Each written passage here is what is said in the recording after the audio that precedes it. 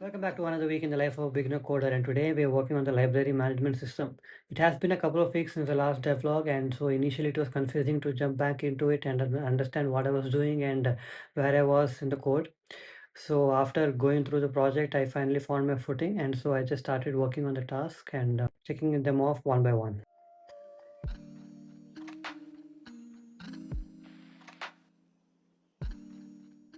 Okay, today is the next day, and I just want to give you an update about what I was working on yesterday. So I was working on a sort of feature of quick navigation.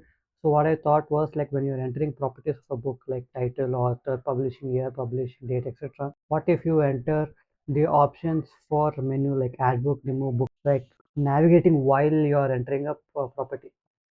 I don't know why I thought of it. I don't know if it makes sense. And I ran into issue because the menu options and the properties. Suppose, for example, shelf number is 2, and if the property menu option is 2, for example, remove book, it ran into clash. So I added A, B, C, D, and while adding add book, I removed it from menu option. Where I implemented a similar thing in remove book as well. So you don't need to go to remove book while being in a remove book. So I removed that option. That's what I was working on yesterday, and I realized that while I was working in it was like a supplemental feature. It was not a main functionality. So I thought because of this, and I realized that because I have been away from coding for past 2 weeks because of some commitments that I had to do, and I realized that even next month also I will run in the same commitment. Let me just finish the core functionality first, and I'll document it in the devlogs. And if whenever I get time, I can just tidy up and make it like aesthetic and also supplemental features like this supplemental features. What are it like making it more accessible for the user, more intuitive. What are the features like tasks that require? So that is that. And today we are working on the core functionality. Is like we are trying to link the library class with store data persistence, like storing and saving in JSON format. So that's what we're going to focus on today. And if everything goes well, then we can implement a similar logic to database class and link it. So let's go. Okay, I just finished working on it since morning. I'll give you an update. So what I'm doing is integrating data persistence in terms of the JSON structure. So I have two main methods like save to JSON. I gave it a particular file. It's saved in my directory. So I just gave it. I ran into the issue also. I'll just show you. I fixed a couple of issues that arose, but there's one issue that I have to work on. Let me get some data.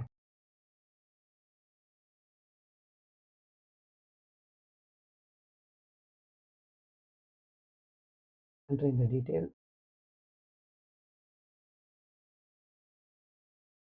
There's a small issue with shelf number. See, I'm entering 2, it doesn't recognize it. Again, I enter 2, and then it shows. See, the book is added. That function is what is the error is like because of I'm using a scanner class, Java scanner class. What it does is the scanner object, it's not being serialized and deserialized because one of the fields in scanner class is something called hashtag buff. So that one I think it must be private. So what we have to do is something we have to create something called type adapter. So we create custom logic for specifically this scanner field to serialize and deserialize, which means to convert into a JSON object, and the deserialization means to convert back into a Java object, which is what we require when you're trying to store it into a file, and then when program starts, load it from the file.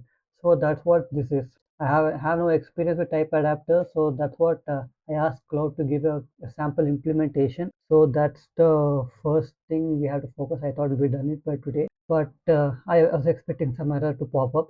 So yeah, tomorrow morning, what I'm going to do is finish this error, fix this shelf number issue. So then what I'm going to do is link it to database class, because now whatever it is working from books JSON. So now we have to remove it from the library class and then implement it to database. So then we can finally implement the search functionality. So I don't want to get too ahead of myself, because once we finish the search functionality, we can replicate the similar logic for members, like add a member, remove a member, show all members, and search members. So it will make the task easier. Although we can start working on the members class and then work on search class, it's better this way. So the aim for this vlog, what I'm trying to do is to finish this functionality, finishing database, and possibly get started I don't want to get ahead of myself. I don't know if how many errors I run into. So if we can get to search functionality, then that would be a good thing. So yeah,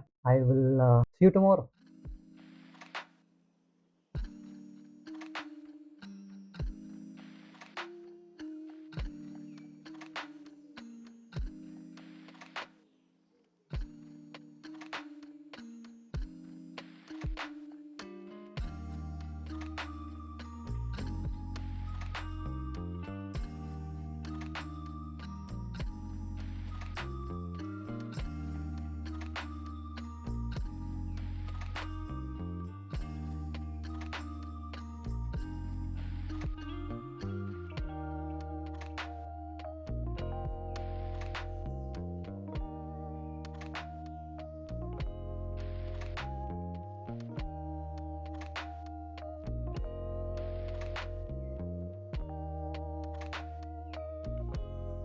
Hey guys, just a quick update. So like, it has been a couple of days since the last time I spoke to you. So the update is like I told you, I mentioned that I had to work on a custom type adapter so that I can serialize and deserialize scanner classes using reflection. Reflection basically means manipulating parts of the classes. So that's what Claude told me. So I tried implementing it, but it not the save to JSON method was not working. So then I was talking to ChatGPT and it said that reflection this part is not needed for scanner, and it just gave me a simple solution to make the scanner class private transient. So it worked. Save to JSON was working, but then load to JSON was not working. So what I had to do was again write a type adapter so that it serializes and deserializes scanner class. So it was working, but still the problem was that when we were loading the program, it was not loading data. That load from JSON was not working. So what we had to do was the scanner class, no, not the scanner class.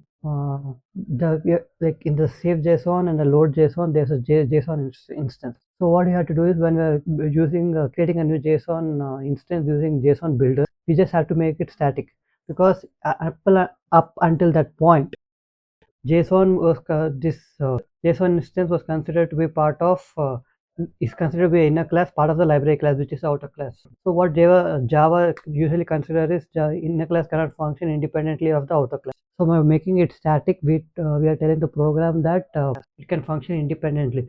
So then the load from JSON work, and also we had issue because because of this we couldn't populate the data. So after this worked, we added some data, and now there's like couple of 6 to 7 books and particular data, so that the program has some data to manipulate. And because of that, save from JSON is working properly, load from JSON is also working properly. So that's where right now. So today I'm working on the search functionality. So that's it. Yeah. Okay guys, today is Saturday and I just came home from gym, so I'll just give you an update on what I was working on in the morning. Okay, let me just run the library class. So since you last saw, I just integrated JSON. So when the program starts, it says from where it is loading. So the thing that I worked on is search for a book. So it is not completely functional. Like it will do full term searches, advanced searches, partial searches. But what it doesn't do, I'll just demonstrate. I'll just show you why I have all the data. So these are all the books that are there. Search for a book. So the book is there. Now I'll do a partial then bound. See, again the correct book has been populated. But now if I just do bound, see, there's no books. Fuzzy search is not working. I'll just pull it up. The shelf issue that I think I mentioned in the previous video, I fixed that. So this part is okay. Then this calculate similarity, something is calculate similarity. This fuzzy match, I fixed it. Here also I use calculate similarity instead of just contain, so I can allow for fuzzy matching. But there must be something else that I'm doing wrong, which is why fuzzy matching is not working. But apart from that, the functioning of the app, like rest of the thing, add book, remove book, like loading from JSON, everything, and display, search also is working. Like, so that's been it for this week. It has been a pretty hectic week, but I managed to do as much coding as possible. The coming week, I also forecast it to be as if not more difficult, but I'll try to do more coding. As I mentioned, I have to complete the search functionality and link with the database class before we can move on to the rest of the program. So that is it for this video. If you want to follow me on this journey, you can subscribe to the channel. There'll be an encouragement for me to continue. So yes, that's it. And with that, take care, and I'll take leave. Bye bye.